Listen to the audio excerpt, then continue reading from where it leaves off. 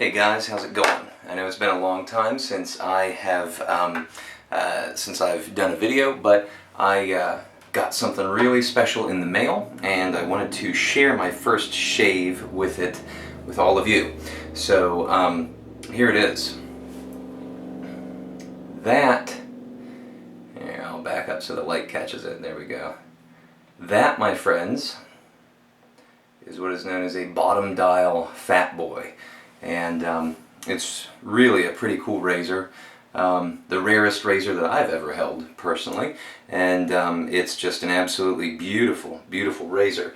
For comparison, I have my pretty much daily shaver, which is a regular FatBoy, and you can see that they are the same size, yet this one looks a lot longer. It looks longer, I think, because of that longer handle piece there, but it's a beautiful, beautiful razor, and there's a couple differences between it and the regular FatBoy. One of the ways to tell it apart instantly is if you look here, you can see the difference in the head where the blade rests.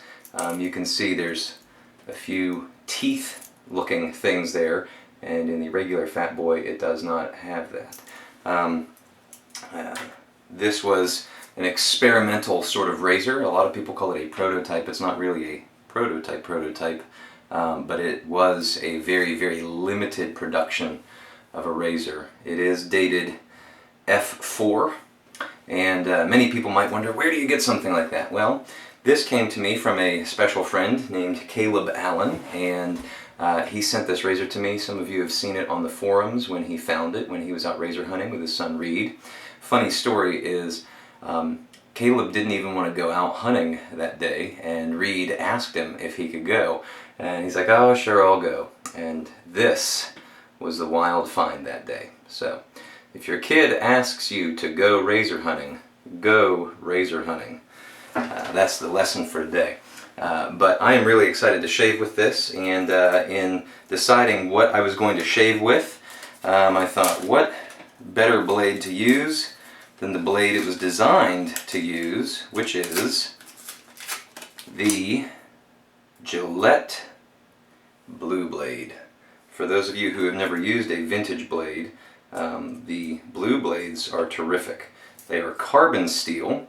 They are not stainless steel like you are used to, but they're carbon steel, so they rust a lot faster. But I love them. The blue blades are some of my favorites, so I highly recommend trying one out. Now, one of the differences is the adjuster knob. It's really a lot different. The whole razor just feels different than a regular FatBoy. I'm going to do a more in-depth, detailed video showing the differences between the regular FatBoy and the Bottom Dial, and I'll go into more detail. But what I'm going to do is, I'm going to do what I normally do, and that is, I'm going to shave with the grain on setting number 9. That's for Gary Hartzell. I'm going to shave with the grain on number 9, then I'm going to shave against the grain, against the grain on number 1, and then I'm going to shave across the grain with setting number 5, because that's what I normally do with my FatBoy.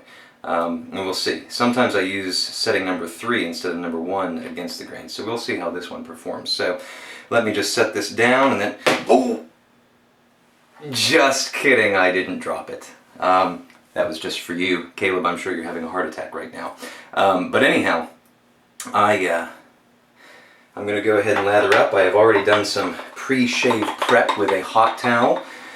And I've worked a little bit of a lather. I am using Blades Grim in my gold shaving mug, and just a regular Burma Shave boar bristle brush. And I am wearing my best V-neck white t-shirt just for this video.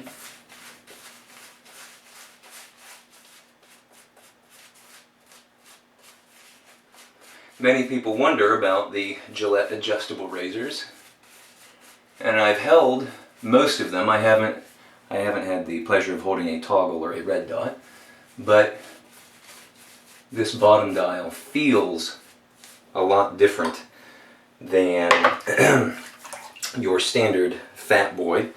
And obviously way different than a slim or a super adjustable.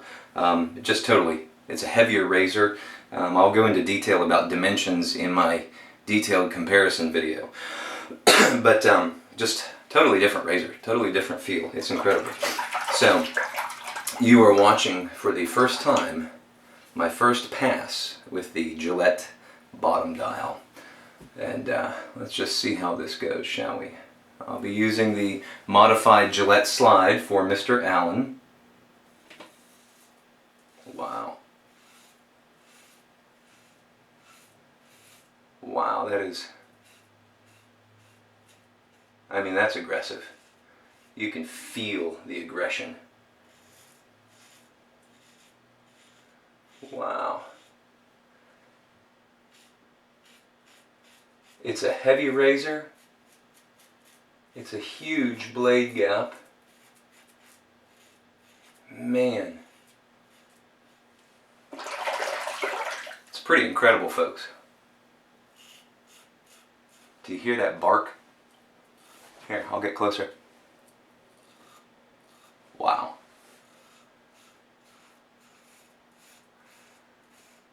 Wow.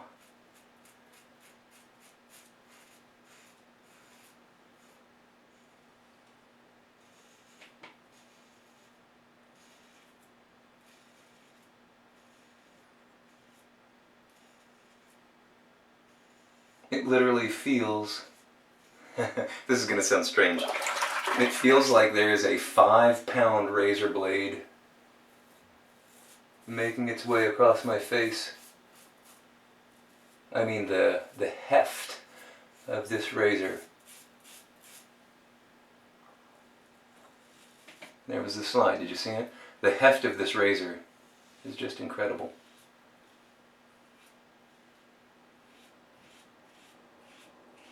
Wow. That's a smooth shave.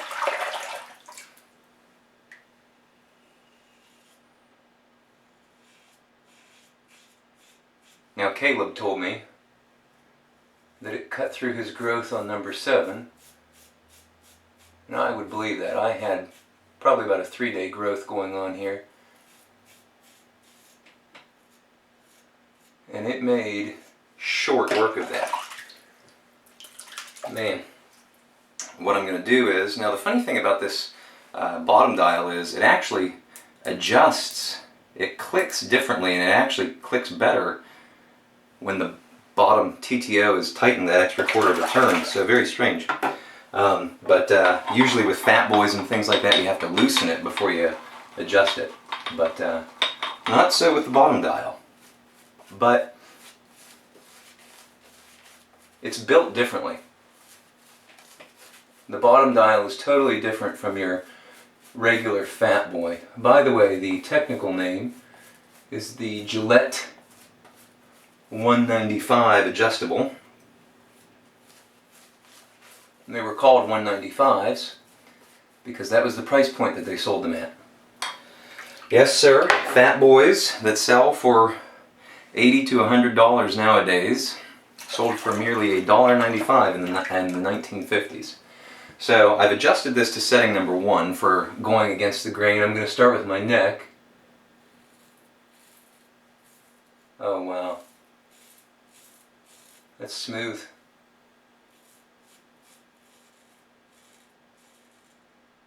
There's the slide. For those of you who don't know, when you hold a razor angled, that's called a Gillette slide. Normally you go up and down like this, but Gillette recommended, beginning with their first razors, holding the razor at an angle and bringing it down like that. That actually cuts the hairs at an angle, which is a lot smoother.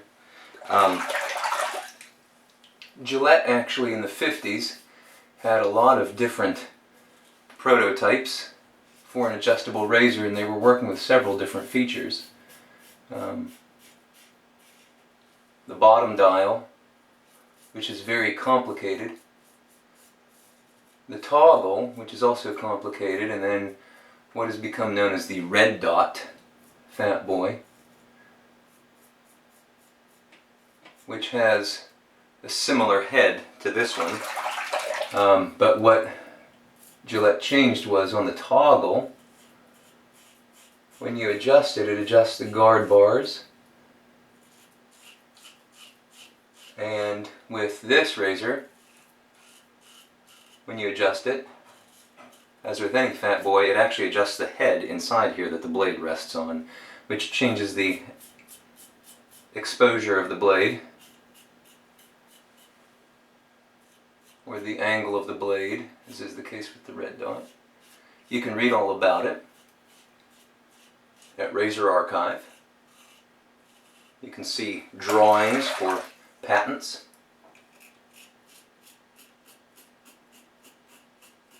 What might be known as blueprints.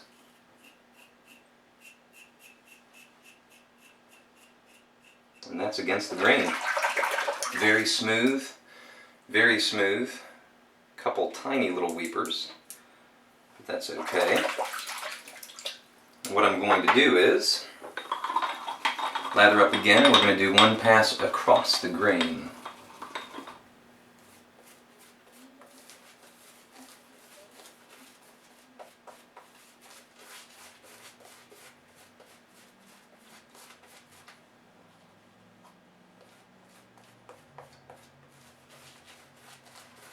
If you are interested in the pass around with this razor, just private message me your address and I'll send it in a padded manila envelope to you.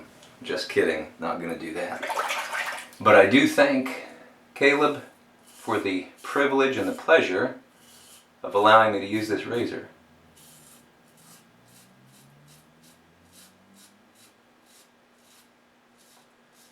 It is a great feeling razor. I like heavy razors. I've always liked heavy razors, and this is the heaviest razor that Gillette made. And wow.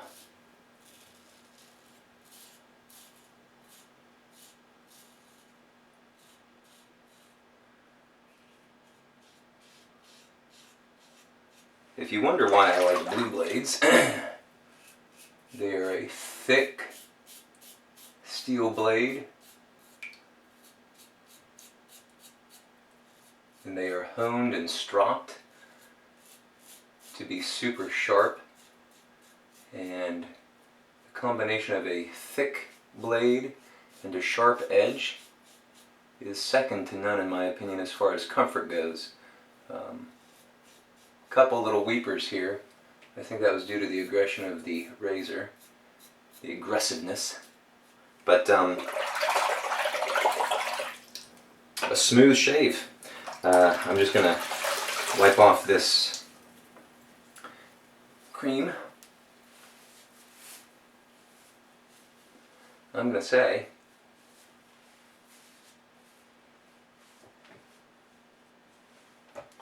touch up here.